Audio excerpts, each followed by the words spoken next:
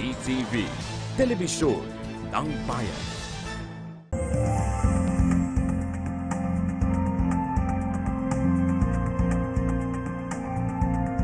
Good evening, guys. You're watching PTV INFO WEATHER. I'm Ice Martinez.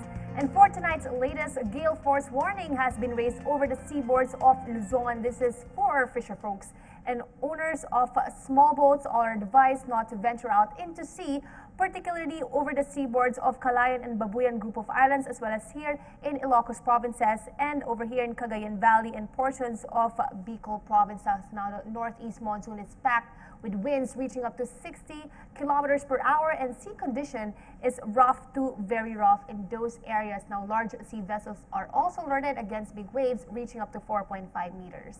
This is caused by the surge of the northeast monsoon affecting northern Luzon all the way down to central Luzon, as we can see over here in our satellite image.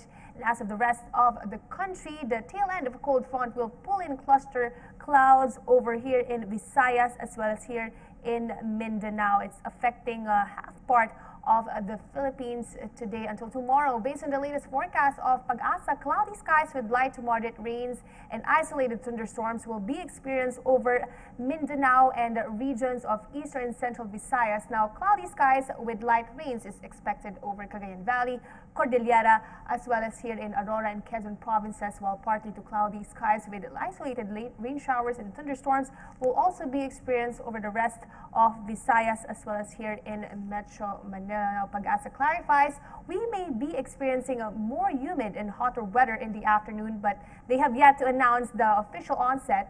It may be delayed until the first week of April. According to them, the delayed onset of a tag-init or summer in the Philippines happens every 5 to 10 years. Last was on 2011, April 12.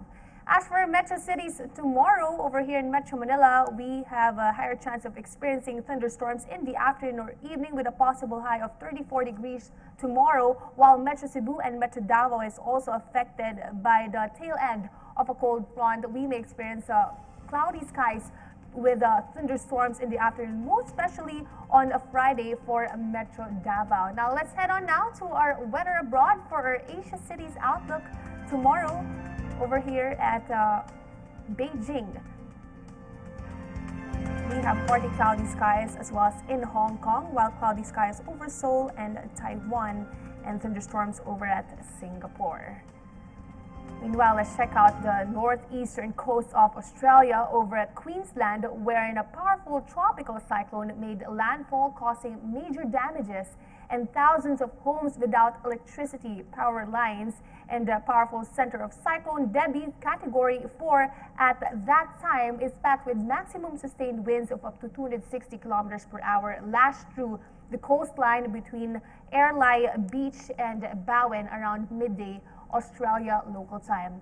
As for the latest update, satellite and images from Australia Bureau of Meteorology, Cyclone Debbie had already weakened as it moved inland this afternoon. Currently Category 2 cyclone, that is tropical storm in our local weather category, still whipping gusts of up to 155 kilometers per hour near the center. It is now moving slowly inland at about 7 kilometers per hour. This slow pace made a battering ram effect in the Proserpine as it moves inland. A warning zone includes Ayr to St. Lawrence, including Mackay, with Sunday Islands extending inland, Charters Towers, Mount Coolon, Moranbah, and as well as in Pentland.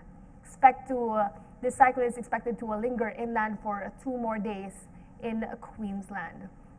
As of now, the flood watch is current for coastal catchments between Ayr and NSW border, extending inland to parts of the Central Highlands and the Coalfields, Central West, Maranoa, Darling Downs, and Granite Belt.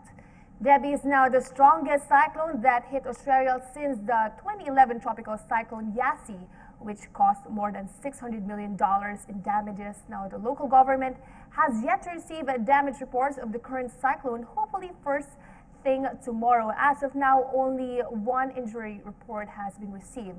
They are bracing for more reports tomorrow while phone and electricity lines are still down. Now, authorities warns the affected areas and locals to stay indoors until it is already safe to go outside. Electricity providers, meanwhile, are still uncertain when the power would be restored to houses. And that's the latest for now, only here on PTV Info Weather. This has been Ice Martinez. Have a pleasant evening.